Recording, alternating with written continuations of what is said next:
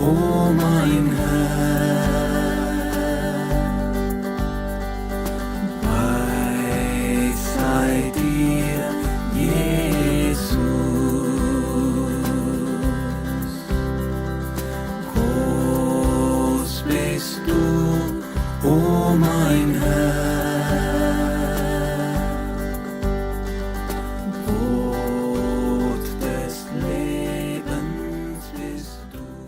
Ave María Purísima. Pues vamos a comenzar con esta reflexión sobre el año jubilar y voy a leerles para comenzar de la carta del apóstol Santiago en el capítulo 1 desde el versículo 1. Dice: Santiago, servidor de Dios y de Cristo Jesús el Señor, saluda a las 12 tribus dispersas en medio de las naciones. Paciencia en las pruebas. Hermanos, considérense afortunados cuando les toca soportar toda clase de pruebas. Está puesta a prueba de la fe, desarrolla la capacidad de soportar. Y la capacidad de soportar debe llegar a ser perfecta, si queremos ser perfectos, completos, sin que nos falte nada. Si alguno de ustedes ve que le falta sabiduría, que se la pida a Dios, pues da con agrado a todos sin hacerse rogar. Él se la dará. Pero hay que pedir con fe, sin vacilar, porque el que vacila se parece a las olas del mar que están a merced del viento. Esa gente no puede esperar nada del Señor. Son personas divididas y toda su existencia será inestable. El hermano de condición humilde debe alegrarse cuando su situación mejora, y el rico cuando se ve rebajado, porque pasará como la flor del campo. Se levanta el sol y empieza el calor, seca la hierba y marchita la flor, y pierde toda su gracia. Así también el rico verá decaer sus negocios. Feliz el hombre que soporta pacientemente la prueba, porque después de probado recibirá la corona de vida que el Señor prometió a los que lo aman. Que nadie diga en el momento de la prueba: Dios me quiere echar abajo, porque Dios está a salvo de todo mal y tampoco quiere echar abajo a ninguno. Cada uno es tentado por su propia codicia, que lo arrastra y lo seduce. La codicia concibe y da a luz el pecado crece y al final engendra la muerte. Hermanos muy queridos, no se equivoquen. Son las cosas buenas y los dones perfectos los que proceden de lo alto y descienden del Padre que es luz. Allí no retornan las noches, ni pasan las sombras. Muy libremente nos dio vida y nos hizo hijos suyos mediante la palabra de la verdad, para que fuéramos la flor de su creación. Hermanos muy queridos, sean prontos para escuchar, pero lentos para hablar y enojarse, pues la ira del hombre no realiza la justicia de Dios. Por eso rechacen la impureza y los excesos del mal, y reciban con sencillez la palabra sembrada en ustedes, que tiene poder para salvarlos. Pongan por obra lo que dice la palabra, y no se conformen con oírla, pues se engañarán a sí mismos. El que escucha la palabra y no la practica es como aquel hombre que se miraba en el espejo, pero apenas se miraba, se iba y se olvidaba de cómo era. Todo lo contrario, el que fija su atención en la ley perfecta de la libertad y persevera en ella, no como oyente olvidadizo, sino como activo cumplidor, este será dichoso al practicarla. Palabra de Dios. Pues le damos gracias a Dios por el apóstol Santiago. Esta carta tan cortica, pero es tan increíble que yo creo que uno, cada que la lee, parece que fuera la primera vez. Así son las epístolas como las de San Pedro, el apóstol Judas. Son increíbles, ¿no? Porque es la palabra de Dios, es el mismo Espíritu de Dios.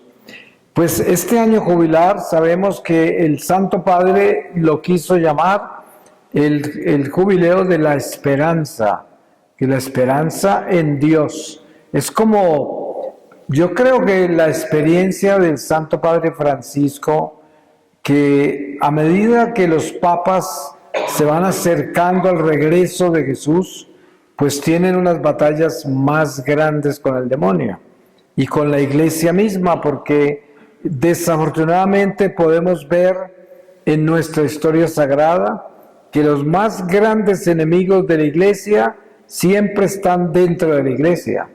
Es como que la misma iglesia busca por dentro destruirse y no ha podido. Van más de 2000 años en esta guerra por destruir la iglesia y la iglesia permanece, porque es una promesa del Señor. Él dice: las puertas del infierno no prevalecerán contra la iglesia.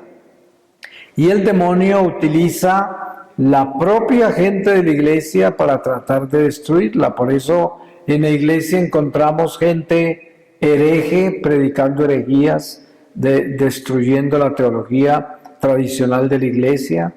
Se encuentran gente persiguiendo al Papa, gente persiguiendo la jerarquía, persiguiendo a todo el mundo, calumniando, haciendo daño, dividiendo, y todo eso es del demonio, porque en realidad cuando nosotros hablamos de la jerarquía de la iglesia, como el Papa, los cardenales, los obispos, los sacerdotes, sabemos que son seres humanos imperfectos, pecadores como nosotros, y que si nosotros nos dedicamos a mirarle sus defectos, pues nos vamos a escandalizar y nunca vamos a ponerle atención a nada de lo que la iglesia está haciendo, porque el obstáculo más grande se convierten las personas de la iglesia.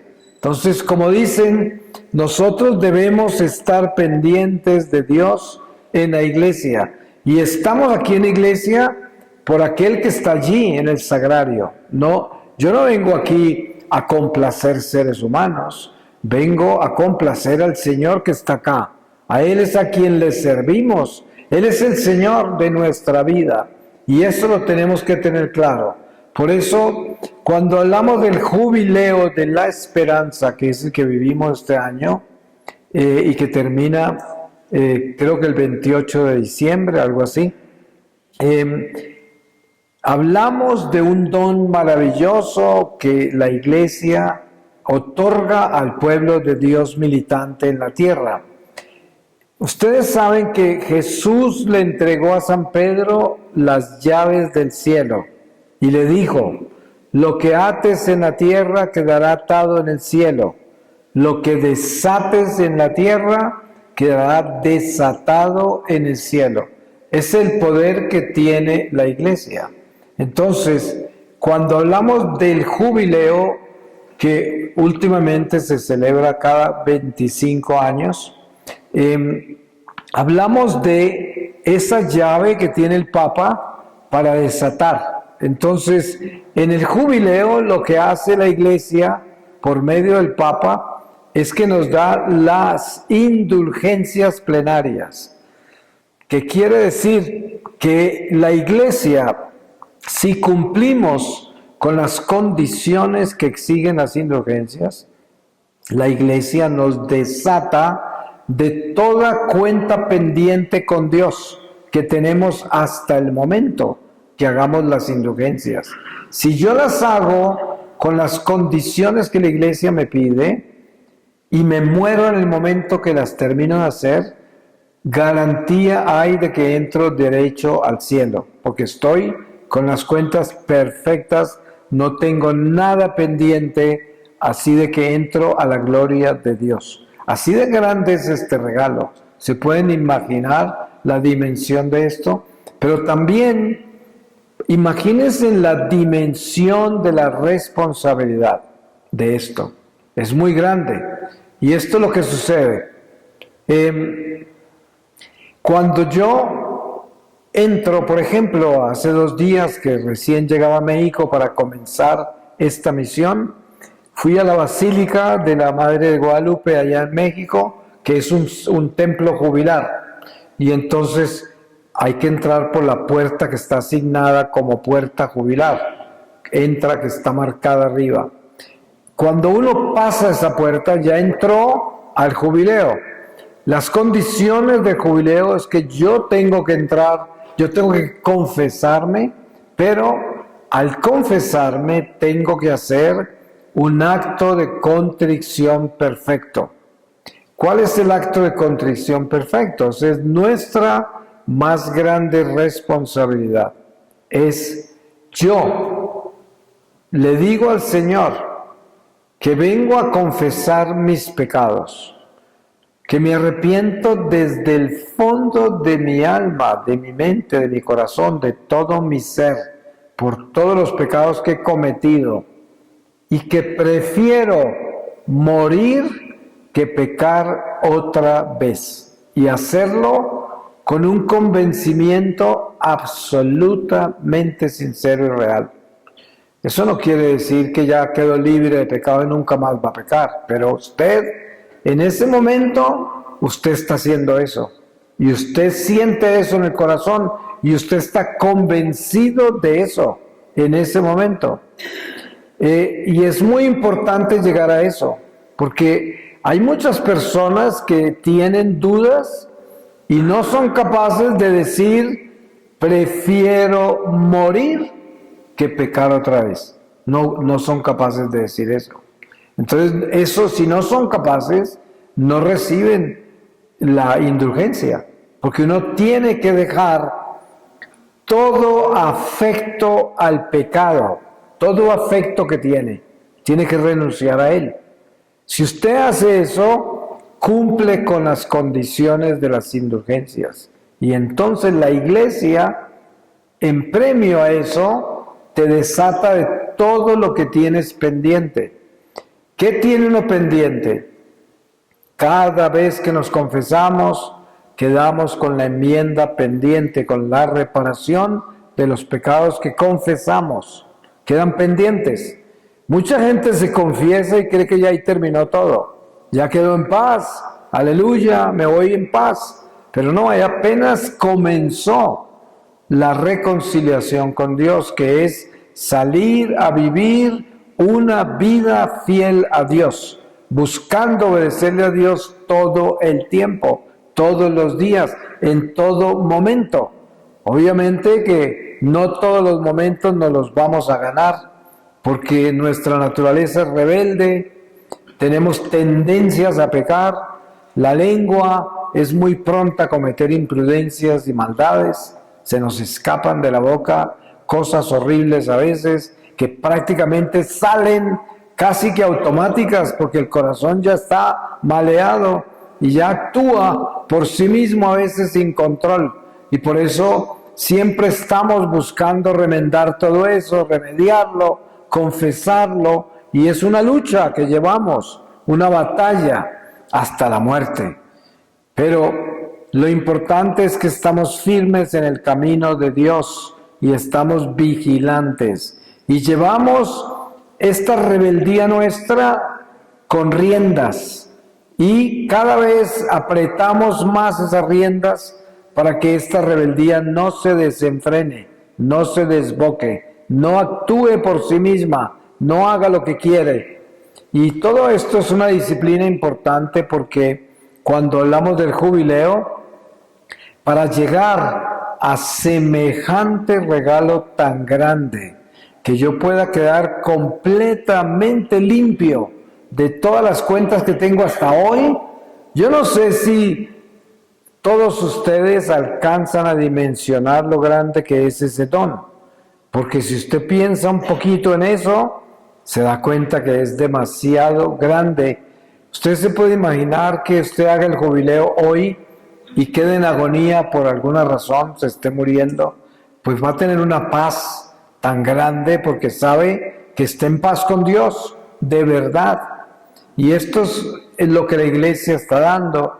Y por eso el Santo Padre Francisco, en medio de todo el drama que hay en este mundo, nos ha dado la oportunidad de vivir lo que él llama el jubileo de la esperanza, porque vivimos en un mundo desesperanzado. Ustedes saben que cuando miramos lo que está sucediendo en el mundo, uno no siente esperanza. ¿Qué es lo que está viviendo el mundo? Guerras horribles, unos gobiernos extraños que aparecen, unos gobernantes que uno no sabe si son diablos o ángeles. A veces hablan como ángeles y al otro día hablan como demonios. Y uno no sabe qué pensar de esta gente. ¿Quiénes son? ¿De qué están hechos? Y al final se acuerda uno de lo que Jesús nos enseñó y lo que nos dice San Juan Evangelista. San Juan Evangelista dice, el mundo entero está en manos del diablo. Eso dice San Juan. Jesús nos dice, el príncipe de este mundo se llama Satanás. Entonces, de repente uno a veces se ilusiona pensando que algunos gobernantes son buenos. Pero cuando uno mira bien de qué están hechos y qué es lo que buscan, se dan cuenta que todos se pervierten con el poder, con el dinero, con las agendas personales que tienen. Todos quieren proteger grupos particulares. Todos están detrás de algo, pero no están por el bien de la humanidad. Y ese es el mundo en que vivimos. Pero este mundo es pasajero. Por eso nosotros no debemos prendernos ni preocuparnos por este mundo. Porque este mundo es malo. Nunca ha sido bueno. Miren ustedes, hace más de 2000 años que vivía San Pablo entre nosotros, y San Pablo describía el mundo como si fuera el de hoy. Decía, este mundo perverso, malvado, degenerado, y está hablando del mundo que él estaba viviendo. ¿Y acaso es algo diferente al mundo de hoy? Es el mismo. Yo podría decir lo mismo hoy. Este mundo malvado, depravado, degenerado.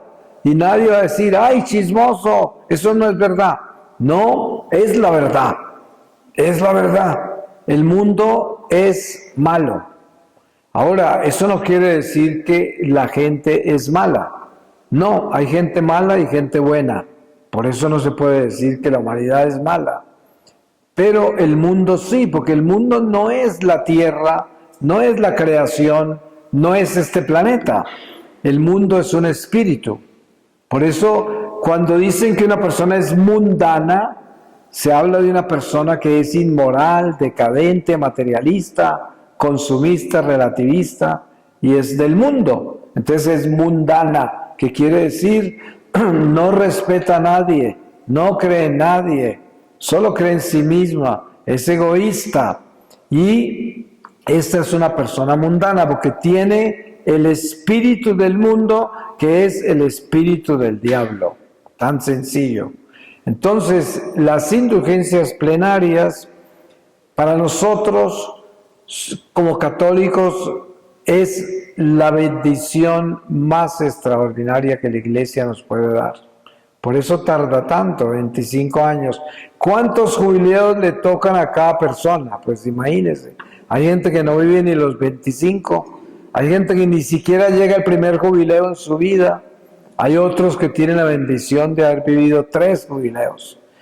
Ahora, la responsabilidad tan inmensa que hay, que entre más nos da el Señor, más nos exige. ¿Se imagina la responsabilidad que usted tiene si le han tocado 3 jubileos? Pues esos 3 jubileos van a estar presentes ante el tribunal del Señor. Y esto es lo que debemos tener claro, que el jubileo de la esperanza es para que cada uno de nosotros en nuestro corazón contribuya con la Iglesia para creer en esa esperanza. El pueblo de Dios siempre ha sido pequeño.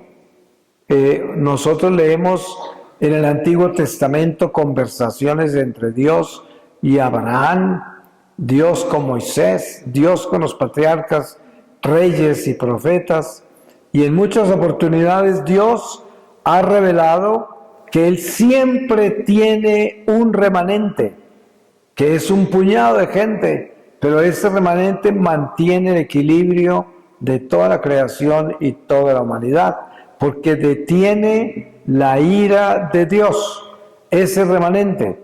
Y hoy, como siempre, y hasta que regrese el Señor, hay un remanente. Y seguramente que nosotros podremos estar dentro de ese remanente, porque es el pueblo que ama a Dios, que obedece a Dios, que busca a Dios y que es de Dios. Y ese es el remanente. Ahí descansa la gracia para que la ira de Dios no caiga sobre toda la humanidad. Porque ustedes se acuerdan el diálogo que tenía Abraham con Dios sobre Sodoma y Gomorra. Cuando hablaba, al final decía, y si hay uno fiel, dice, si hay uno, no destruyo la ciudad. Pero es que no había. Entonces, el problema es que el Señor dice, si hay un fiel en Querétaro, no la quemo. ¿Sí? Y por eso siempre tenemos que estar muy convencidos de que la salvación depende de cada uno de nosotros y la salvación de miles de personas dependen de nosotros. Yo, siendo fiel, haciendo lo que Dios me pide, me convierto en un instrumento para que miles de almas se salven. Uno ni siquiera se imagina que eso es posible, porque la vida de uno es tan pequeña, tan insignificante, comparado con este universo tan grande, con esta población de billones de personas en el mundo. Y uno dice, ¿cómo puedo yo influenciar en algo, hacer algo, contribuir en algo significante si no soy nada? Soy un punto en medio de toda esta arena, un grano en medio de toda esta inmensidad. Sin embargo, es tan misterioso el hecho de que nosotros somos instrumentos de la gracia de Dios y por medio de cada uno de nosotros el Señor hace maravillas a unas distancias inimaginables.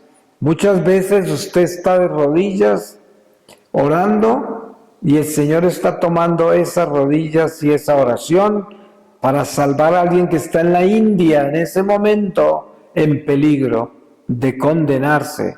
Pero su rodilla de su oración acá, sin usted saber la dimensión que tiene el Espíritu Santo, no vive en el tiempo ni en el espacio.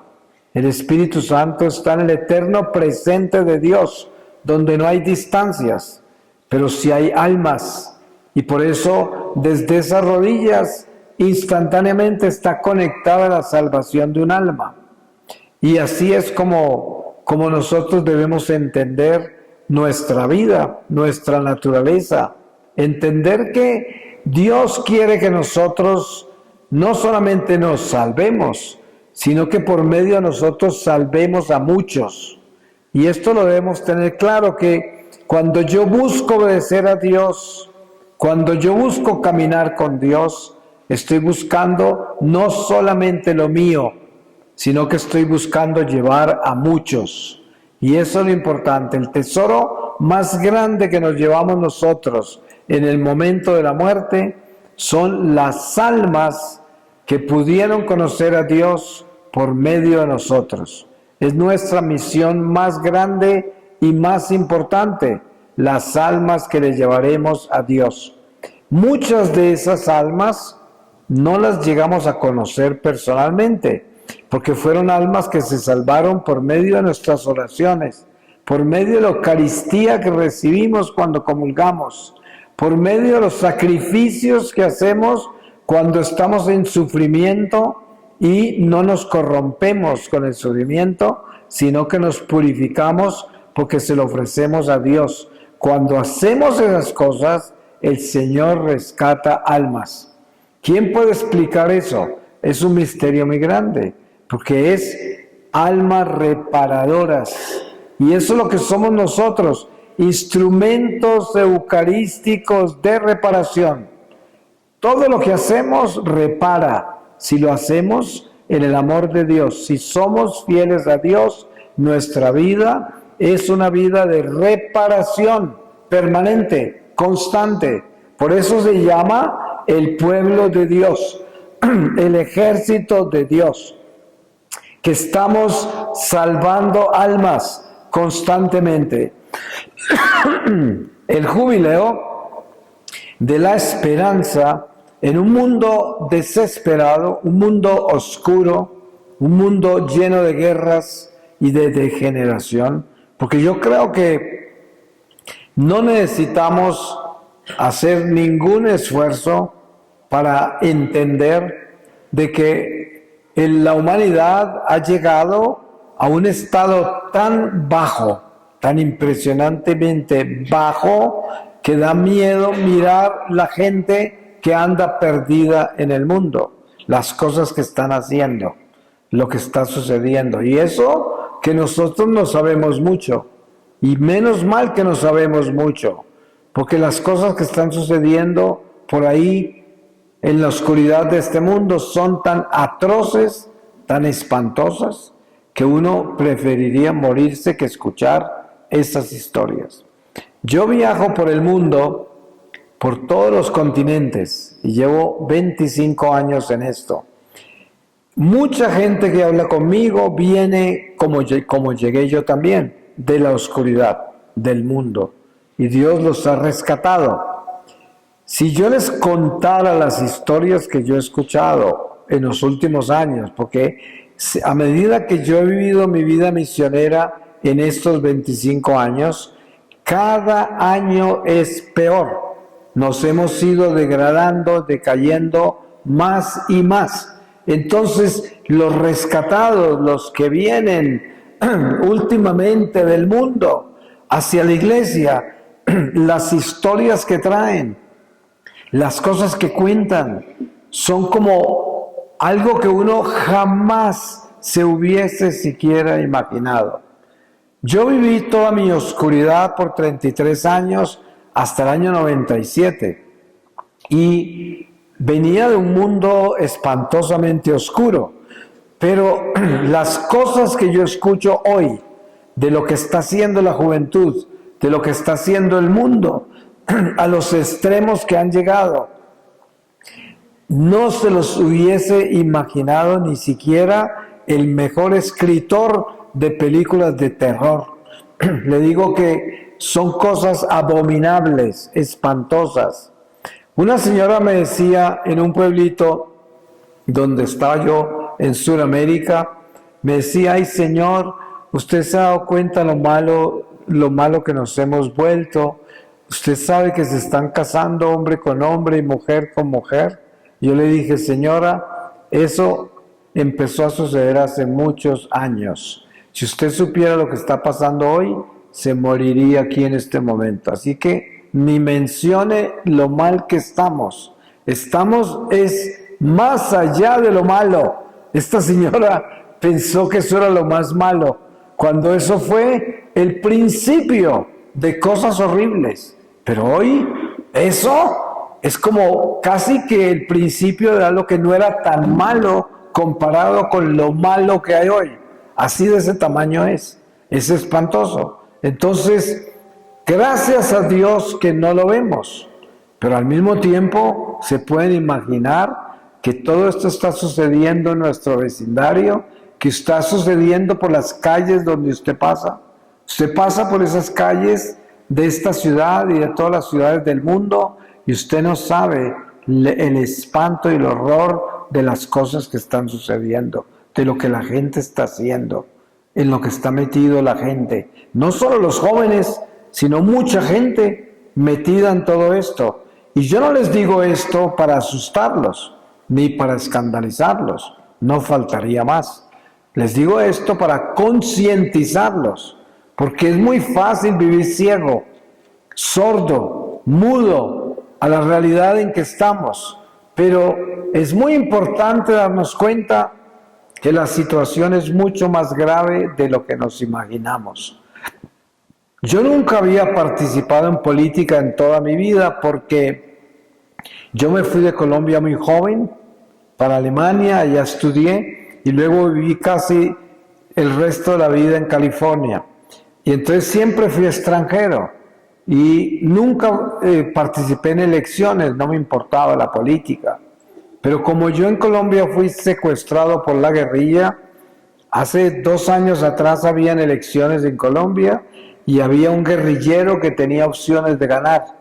Y yo sentí por primera vez en mi vida el deseo de luchar para combatir el comunismo y ese guerrillero, para que no se apoderaran de Colombia, a pesar de que ya no tenía ni sentido patrio, porque yo no había vivido en Colombia ya desde que era niño, pero sin embargo me comprometí, peleé en esas elecciones y perdimos, ganó el guerrillero, ganó el comunista.